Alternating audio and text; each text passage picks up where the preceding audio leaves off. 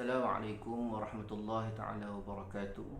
InsyaAllah kita mulakan majlis kita pada petang ni dengan umul kitab Al-Fatihah. A'udzubillahi minasyaitanirrajim. Bismillahirrahmanirrahim. Alhamdulillahirabbil alamin. Ar-Rahmanirrahim. Maliki yaumiddin. Iyyaka na'budu wa iyyaka nasta'in. Ihdinas siratal mustaqim. صراط الذين أنعمت عليهم غير المغضوب عليهم ولا الضالين آمين. بسم الله الرحمن الرحيم. الحمد لله رب العالمين وبه نستعين على أمور الدنيا والدين والصلاة والسلام على سيد المرسلين خاتم النبي محمد صلى الله عليه وآله وصحبه وسلم وعلى آله وأصحابه وتابعا تابعا لهم بإحسان إلى يوم الدين. سبحانك لا علم لنا إلا ما علمتنا إنك أنت العليم الحكيم. رب اشرح لي صدري ويسر لي أمري واحلل عقدة من لساني يفقه قولي. رب زدنا علما وارزقنا فهما. اللهم يسر ولا تعسر. رب تمم بالخير. يا فتاح يا عليم افتح لنا فتوح العارفين. ولا حول ولا قوة إلا بالله العلي العظيم. ولا حول ولا قوة إلا بالله العلي العظيم. ولا حول ولا قوة إلا بالله العلي العظيم. أما بعد. قال الله تعالى في القرآن العظيم: أعوذ بالله من الشيطان الرجيم. بسم الله الرحمن الرحيم. ألم نشرح لك صدرك ووضعنا عنك وزرك الذي أنقض ظهرك ورفعنا لك ذكرك فإن مع العسر يسرا إن مع العسر يسرا فإذا فرغت فانصب وإلى ربك فارغب. صدق الله العظيم. Alhamdulillah, pertama-tamanya marilah sama-sama kita merafakkan rasa syukur kita kepada Allah Subhanahu wa taala. Dengan keizinan Allah dapat sama-sama kita bertemu dan bersua lagi pada petang ini, dan insya-Allah kita akan sambung lagi pengajian kitab fiqh ataupun pengajian fiqh menggunakan kitab Zadul Muta'allim. Masih lagi insya-Allah pada petang ni kita akan masuk dalam membicarakan bab rukun Islam yang kedua. Rukun Islam yang kedua iaitu solat, muka surat 41. Rukun Islam yang kedua telah sama-sama kita bahaskan pada pertemuan kita yang lalu mengenai rukun Islam yang pertama iaitu syahadah. Asyhadu an la ilaha illallah wa asyhadu anna Muhammadar Rasulullah. Dan pada hari ini kita masuk pada rukun Islam yang kedua iaitu sembahyang ataupun solat. Dalam bahasa Arab dipanggil solat, dalam bahasa Melayu kita ataupun Melayu kita memanggil sembahyang. Qala al-musannifu rahimahullahu ta'ala wa nafa'ana wa iyyakum ajma'in. Sembahyang ataupun solat, Syekh kata apa? Iaitu beberapa perkataan dan beberapa perbuatan yang dimulai dengan takbir dan disudahi dengan salam dengan beberapa syarat yang tertentu. Ini ta'rif. Ini pengertian solat. Apa yang dikatakan solat? Solat ialah beberapa perkataan dan beberapa perbuatan yang dimulai dengan takbir dan disudahi dengan salam dengan beberapa syarat yang tertentu. Jadi yang dikatakan solat ini ialah beberapa perkataan dan beberapa perbuatan yang dimulai dengan takbiratul ihram dan disudahi dengan salam dengan terikat beberapa syarat. Itu yang dikatakan solat. Ada perbuatan, ada perkataan, kemudian dimulai dengan takbir, disudahi dengan salam, kemudian mempunyai beberapa syarat. Jadi syarat tadi sempurna. Ada perkataan yang tertentu, ada perbuatan yang tertentu, kemudian ada syarat yang tertentu untuk solat tadi. Dimulai dengan takbiratul ihram, Allahu Akbar, Allahu Akbar, disudahi dengan salam, Assalamualaikum warahmatullahi. Maka ketika itu dikatakan solat. Jadi ada berapa sifat solat? Sifat dia tadi yang sifat yang terkandung di dalam pengertian solat. Pengertian solat tadi, ta'arif solat tadi. Dia beberapa perkataan, beberapa perbuatan kemudian dimulai dengan takbir, disudahi dengan salam dan mempunyai syarat-syarat yang tertentu terhadap solat tadi, ataupun perbuatan tadi, ataupun perkataan tadi. Syekh menyambung lagi kata-kata beliau, perkataan-perkataan di dalam sembahyang itu dikatakan rukun qauli. Jadi dalam solat tadi ada rukun. Solat tadi mempunyai rukun. Apa yang dikatakan rukun? Rukun ni trust. Kalau bahasa kita mudah faham dipanggil seperti tulang. Tulang. Kalau bahasa Indonesia dipanggil pondamen. Ada pondamen, ada trust. Rukun. Jadi dalam solat ni ada rukun. Dan rukun solat ni pula ada rukun qauli, ada rukun fi'li dan ada rukun qalbi. Ada 3. Rukun solat ni ada sebahagian ulama kata 13. Ada sebahagian ulama kata 17. Dua-dua pandangan betul. Jadi dalam 13 dan 17 tadi itu pula, yang membezakan di antara keduanya hanyalah mengulangi satu-satu rukun. 17 tu sehinggakan diulangi menyebut satu-satu rukun tadi sehingga akhirnya terjadilah 17 rukun. Bukannya 13 betul, 17 salah, 17 betul, 13 salah, tak. Dua-dua pandangan betul. Lalu dalam 13 rukun tadi, kebanyakan para ulama memegang 13 rukun. Dah ada ulama pegang 17 rukun. Tak ada masalah. Sebab yang membezakan hanya mengulangi menyebut satu-satu rukun tadi. Jadi dalam 13 rukun tadi itu pula terbahagi kepada 3 kumpulan. Ada rukun qauli, ada rukun fi'li, ada rukun qalbi.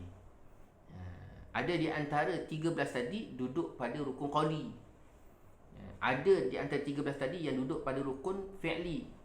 Ada di antara 13 tadi rukun qalbi. Apa yang dikatakan rukun qauli? Rukun qauli ni rukun-rukun yang terkandung pada perkataan ataupun bacaan. Contohnya apa? Takbiratul ihram. Contohnya apa lagi? Fatihah. Contoh apanya lagi? Contohnya seperti lagi tahiyat akhir. Itu termasuk rukun qauli. Rukun fi'li, rukun fi'li berdiri tegak. Apa dia rukun fi'li? Rukun fi'li ni rukun yang terkandung perbuatan.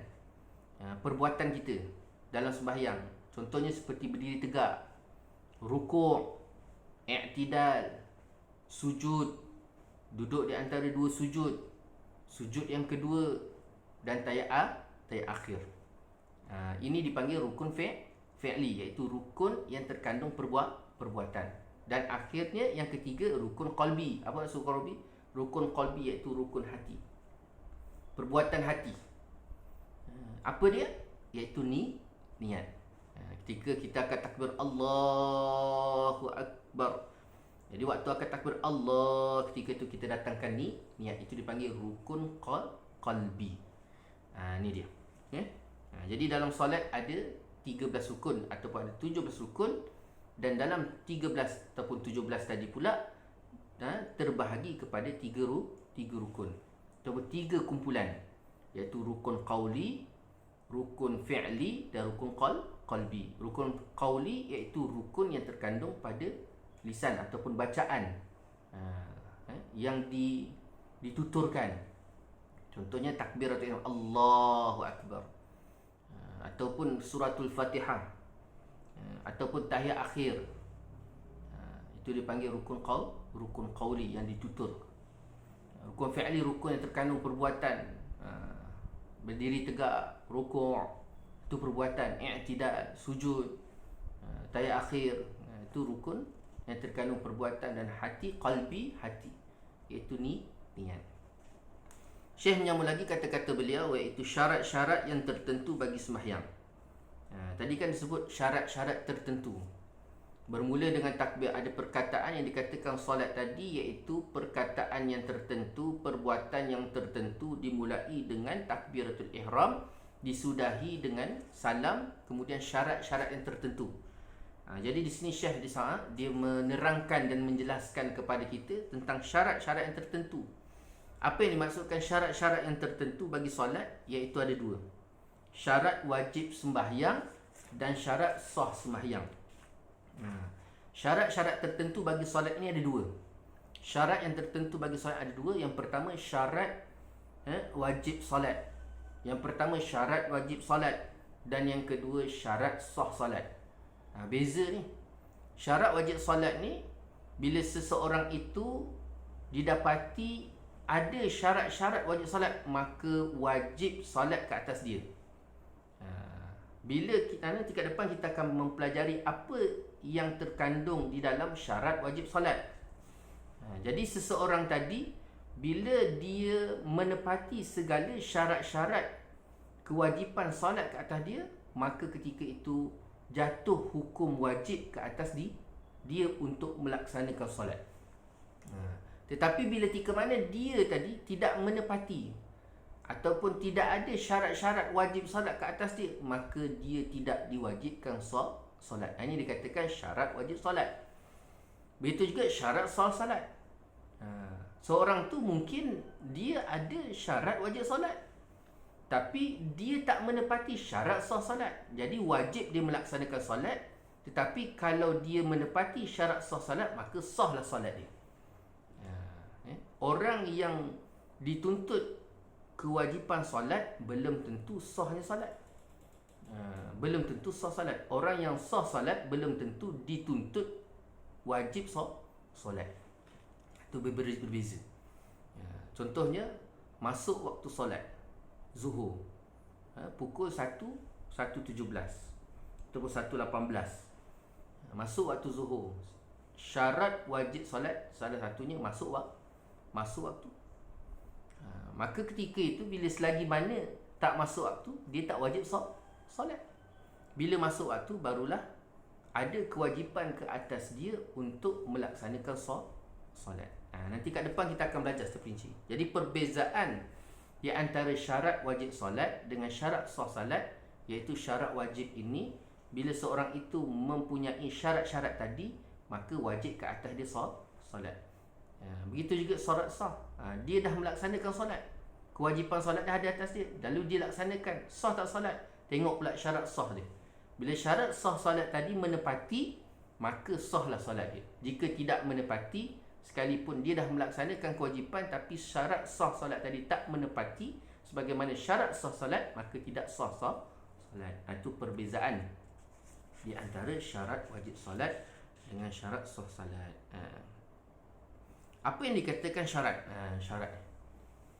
Syekh terangkan pada kita. Apa yang dikatakan syarat? Syarat ialah barang yang bergantung dengan sah sesuatu, padahal bukanlah ia sebahagian daripada sesuatu tadi. Yang dikatakan syarat ialah sesuatu yang bergantung dengan sah sesuatu. Sesuatu yang bergantung kepada sah sesuatu, padahal dia bukan sebahagian sesuatu tadi, maka dikatakan syarat. Contohnya apa? Solat. Solat tu, solat, untuk sah solat tadi ada syarat, dan syarat tadi bukan sebahagian daripada solat.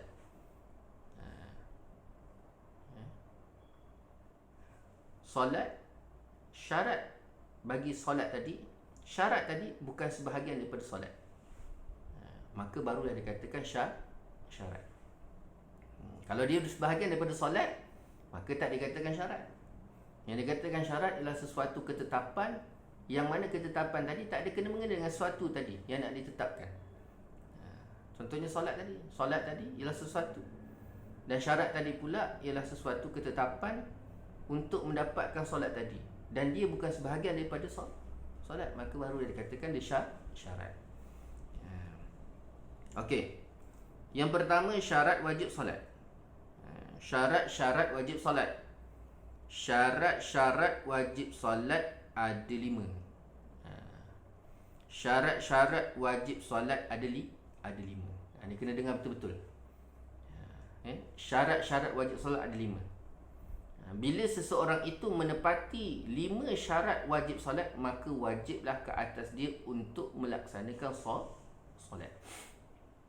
Jika dia tidak menepati 5 syarat tadi, ataupun 5 syarat tadi tak ada pada diri dia, maka ketika itu dia terlepas daripada kewajipan solat, ataupun tidak ada tuntutan kewajipan melaksanakan solat.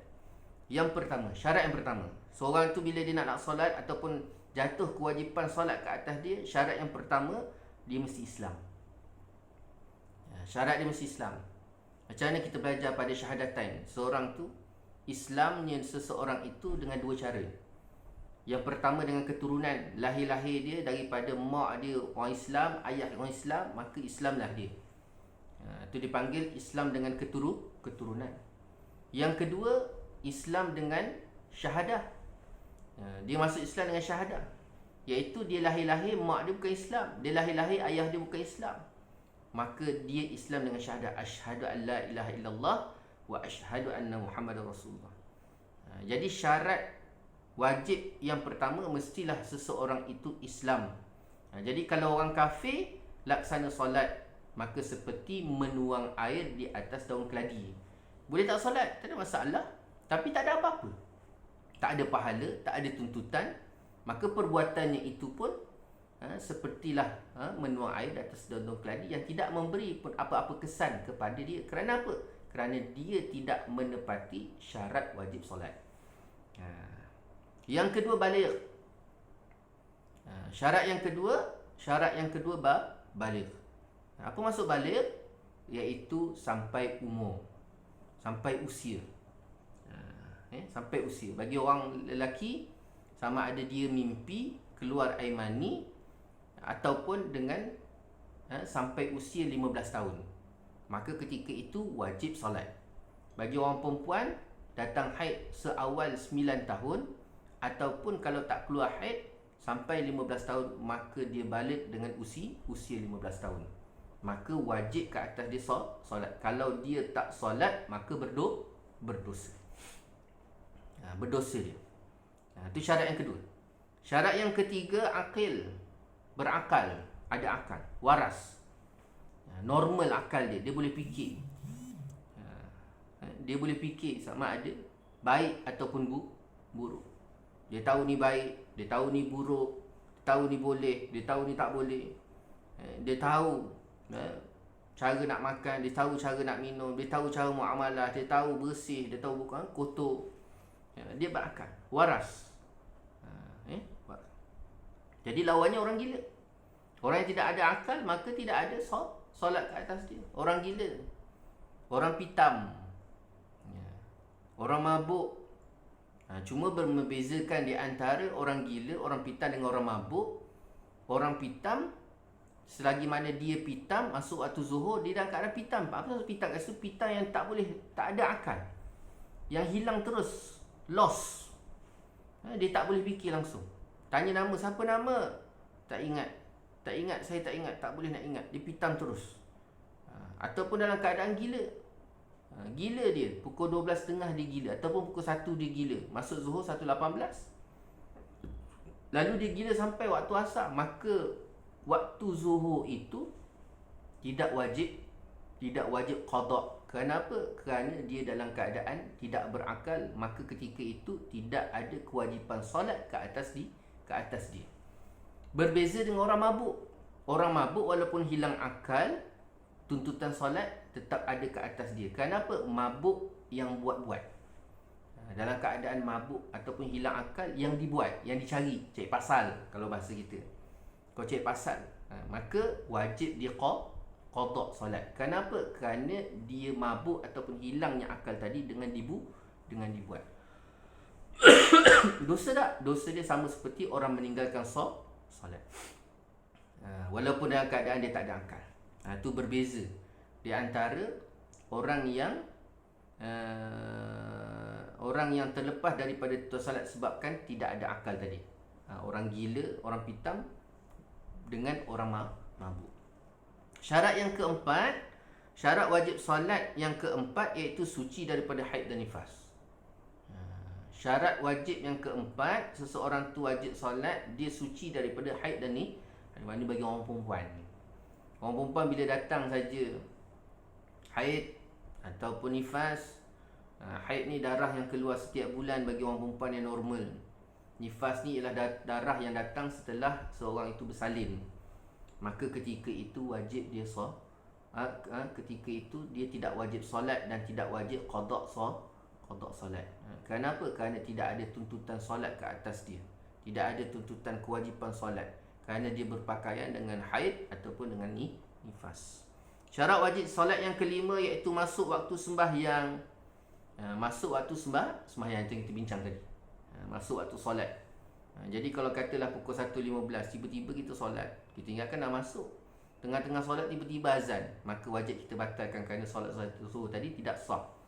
Ataupun kita tengok jam pukul 1.18, kita pun ambil wuduk solat. Rupa-rupanya jam kita itu salah, silap. Dah solat tiba-tiba tengok, oh rupanya baru pukul 12.30. Maka ketika itu solat dia sah tak? Tak sah. Solatnya tidak ada, dia laksanakan solat tadi tidak memberi apa-apa efek ataupun tidak. Bila masuk saja waktu 1.18, masuk waktu zuhur, ketika itulah baru ada tuntutan kewajipan solat zuhur ke atas dia. Selagi mana tak masuk 1.18, selagi itulah tidak ada tuntutan kewajipan solat zuhur. Sekalipun iman dia tebal, iman dia naik, dia rasa nak sembahyang zuhur pukul berapa? Pukul 10. Boleh tak? Tak ada. Kecuali qada. Ada solat-solat yang dia tertinggal, maka dia boleh buat pada waktu yang lain. Tapi kalau dalam nak melaksanakan tunai, maka ketika itu kena pastikan betul-betul masuk waktu solat. Kenapa? Kerana kewajipan solat, suatu solat itu dia terikat dengan masuk maksud waktu. Zuhur ada waktu dia, asar ada waktu dia, maghrib ada waktu dia, isyak ada waktu dia, subuh ada waktu dia, waktu masuk, waktu keluar. Jadi perlu dilihat. Jadi ni lima. Syekh kata apa lagi? Tidak wajib sembahyang di atas orang kafir. Tu tadi. Mafhum daripada syarat wajib solat yang pertama, Islam, maka orang kafir tidak wajib solat. Dan tidak sah solat. Macam mana nak sah? Kerana apa? Kerana solat tu, syarat wajib solat mesti seorang itu Islam, orang kafir tak solat. Tak sah solat. Tidak wajib sembahyang di atas kanak-kanak yang belum balik, tetapi sah sembahyang dia. Tak wajib solat bagi kanak-kanak yang belum balik. Maknanya bagi kanak-kanak yang belum sampai umur, baik sama ada lelaki mimpi ataupun sampai usia 15 tahun, perempuan pula datang haid seawal 9 tahun ataupun sampai usia 15 tahun. Selain daripada tu, baru umur 6 tahun, nak solat boleh tak? Boleh, tak ada masalah. Sah. Tapi kewajipan solat ke atasnya itu tidak ada. Ataupun usia dia baru 7 tahun, baru 8 tahun, kewajipan solat tidak ada. Tetapi bila dia solat sah. Tapi perlu diingatkan juga, kita sebagai ibu bapa penjaga kanak-kanak ataupun anak-anak ni, mula melatih menyuruh anak solat seawal usia 7 tahun. Di dalam kitab I'anatul Talibin, Syekh merangkakan ataupun menggambarkan kepada kita bagaimana cara kita nak suruh diorang solat usia 7 tahun tadi. Seawal 7 tahun tadi, wajib bagi ibu bapa untuk menyuruh anak solat. Menyuruh bagaimana? Bukan hanya sekadar mat sembahyang. Dia nak sembahyang ke dia tak sembahyang, itu pula tak. Suruh sampai dia solat. Kalau perlu gertak-gertak, walaupun kewajipan solat tidak ada pada dia ketika itu, seawal 7 tahun, 8 tahun, tetapi bagi mak ayah kena pastikan. Kenapa? Kerana untuk mentarbiah, mendidik, membiasakan anak tadi dengan solat. Kalau baru usia 10 tahun baru nak suruh solat, 15 tahun baru nak suruh solat, itulah pepatah Melayu sebut meletur buluh daripada rebung, dibiasakan. Dalam hadis Nabi pula Nabi kata apa? Bila sampai 10 tahun anak tadi kalau tak solat, maka dibolehkan dituntut kita rotan. Rotan cara rotan. Tapi sebelum nak rotan 10 tahun tadi, kena biasakan anak tadi dengan solat seawal 7 tahun. Suruh sampai dia buat. Bukan suruh dia nak buat-buat, dia tak nak buat suka tidak. Suruh sampai dia buat. Saya kata apa lagi? Tidak wajib sembahyang di atas orang gila. Orang gila, orang pitam, orang yang hilang akal. Sebagaimana kita bincang tadi, orang gila tak wajib solat. Maksud tak wajib solat ni, bila masuk waktu solat dia gila, maka kewajipan solat dia ketika itu. Tapi kalau katalah dalam pukul 1 dia gila, tiba-tiba pukul 3 dia elok gila dia, masih lagi ada waktu zuhur, maka wajib dia solat. Tapi kalau katalah dia mula gila pukul 1 sebelum masuk waktu zuhur, lalu baik gila dia, baik waras akal dia setelah waktu zuhur, masuk waktu asar, tiba-tiba elok dia, ketika itu dia tidak ada tuntutan solat zuhur tadi. Sama contoh, ada seorang abang yang sama-sama dengan saya bekerja dulu. Dia gila daripada usia 29 tahun sampai usia 40 tahun dia gila. Jadi selama dia gila tadi, wajib solat tak? Tak wajib. Bahkan tidak wajib qada. Kenapa? Kerana tidak ada kewajipan solat ke atas dia. Tapi bila elok waras saja, maka ketika itu jatuhlah hukum wajib solat ke atas dia bila masuk waktu solat. Disuruh kanak-kanak itu mengerjakan sembahyang manakala genap umurnya 7 tahun. Ni Syekh kata. Kita walaupun tidak ada kewajipan solat ke atas dia, anak umur 7 tahun, tapi wajib kita sebagai ibu bapa penjaga menyuruh anak tadi solat sampai dia solat. Walaupun tidak ada tuntutan rotan, tapi gertak sampai dia solat. Kemudian kanak-kanak yang masuk umurnya 10 tahun hendaklah dipukul kerana meninggalkan akal sembahyang. Kanak-kanak yang masuk usia 10 tahun, kalau dia tak solat, kita kena rotan. Itu kena ingat. Ni perlu diingatkan kepada ibu bapa terutamanya, kerana anak ni adalah acuan daripada dua tangan ibu bapa. Nabi SAW sebut lahirnya anak Adam itu seperti kain putih.